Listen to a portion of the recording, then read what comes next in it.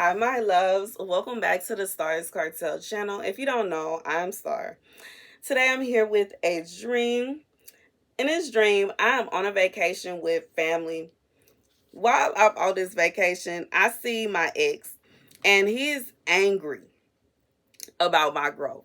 Like I just feel like this is someone that, for whoever this is for, they hate you. I'm sorry to say it. And I'm saying it with a smile. And I know some people don't like it when I be smiling. But I'm just being real. I'm trying to make it as lovely as possible because sometimes it can be very hurtful for someone that you once loved and may still have love for to hate you. But this is somebody, they hate you. Okay? And this person was angry about my growth. Angry, furious, infuriated that I was, growing. And this doesn't have to be a situation where you're growing as in you have all these material possessions, but it could be a situation where you are growing spiritually. And when you start to grow spiritually, whatever goes on in the spiritual, it will begin to manifest in the physical. And this is someone that can see that happening within you. With that being said, he realizes also that he can't stop me from growing. So, like I said, it may not be on a physical level. This is somebody spiritually you have grown. Mentally, you have grown. Emotionally, you have grown to such an extent. So this may be a situation where somebody likes to mess with you. They like to mess with your emotions. They like to try to play with you. They like to try to make you angry. They want to try to stir you up. They allow the devil to use them to get to you. But they are realizing that you are growing to such an extent that the things that used to work don't work no more. The tricks and the schemes they used to play, they don't work on you no more. And as he is thinking, he's trying, like in this dream, it's like he's trying to figure out some kind of way to stop me from growing. But as he is starting to try to figure out a way to stop me from growing, God reminds him of how he allowed him to fall, which was a consequence of him stopping me from growing the last time. In his dream, as he's reminded of his fall, all of a sudden his clothes become torn and ripped, and he's covered in a bunch of bruises and scratches. He gets scared and he storms off. And then I heard God speak and say he's thinking about his fall.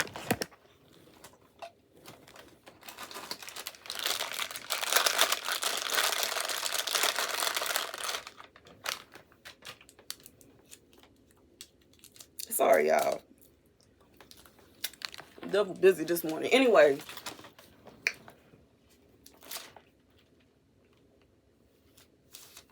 the scripture comes from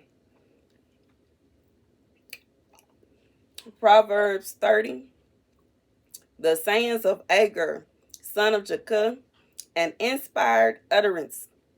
This man's utterance to Ethiel. I am weary, God, but I can prevail. Surely I am only a brute, not a man. I do not have human understanding. I have not learned wisdom, nor have I attained the knowledge of the Holy One, who has gone up to heaven and come down, whose hands have gathered up the wind, who has wrapped up the waters in a cloak, who has established all the ends of the earth. What is his name, and what is the name of his son? Surely you know.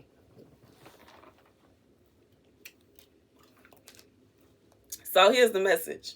For whoever this is for, like I said, this is a spiritual growth that God has been working on you, and God has been working on you, and God has been working on you, and God has been working on you. God has been working on you, and he has been working on you in such a way that it shows, and it's spiritual.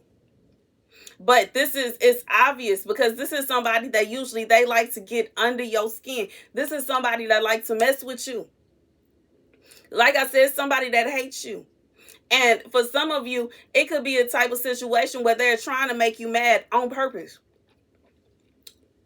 They want to get you angry on purpose. They want to fight you. They want to argue with you. They want to get you arrested. They want you to be beat up somewhere. They want you to be going through this. They want you to be going through that. This is somebody that they are very manipulative. And they are trying so hard to get to you. But they can't. They can't. Because God has worked on you in such a way, you don't even care what they're doing. I just feel like somebody, you don't care. You don't care about what they talking about. They done moved on, and you know what I'm saying? That's fine. They want to try to antagonize you about stuff that happened 10, 20 years ago, whatever. They want to harass you about your relationships. Maybe you've had failed relationships and you just like, okay, whatever, I made a mistake. I just feel like this is somebody you have grown to such an extent that this person can't even mess with you. And they don't like it because they want to be able to mess with you.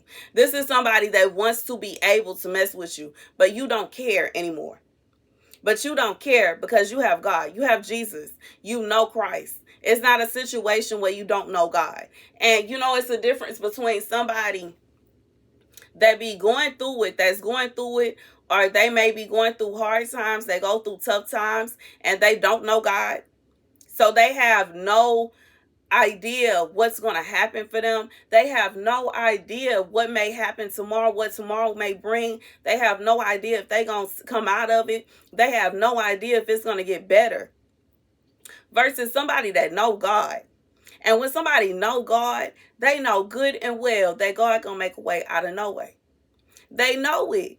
And they like, you have peace when you know that God gonna make a way out of no way, versus somebody that, you know what I'm saying, that they think that everything is falling apart and I don't know what to do and like yesterday I rested so well.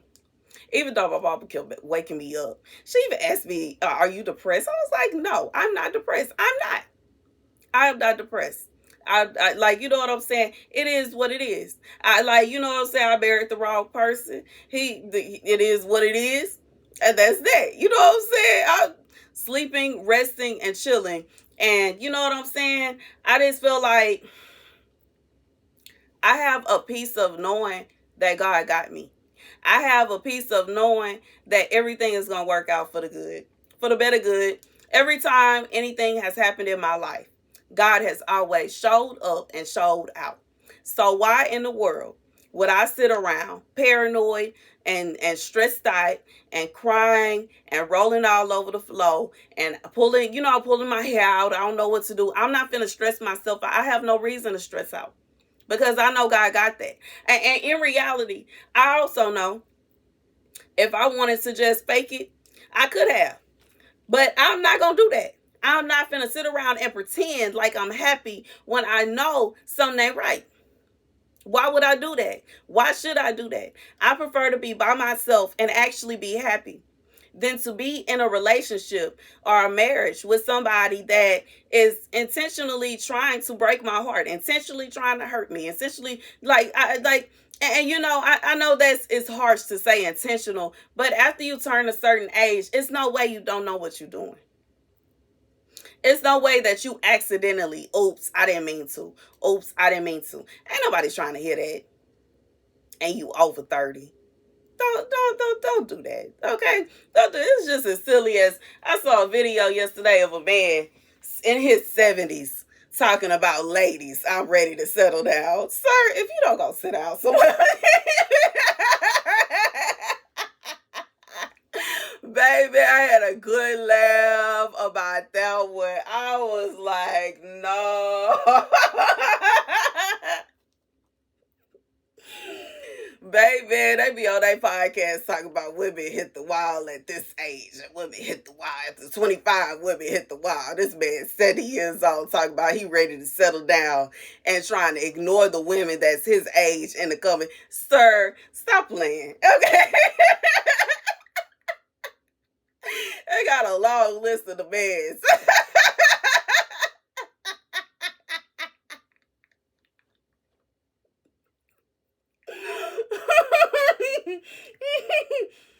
Oh man, I'd rather be by myself. I ain't got time.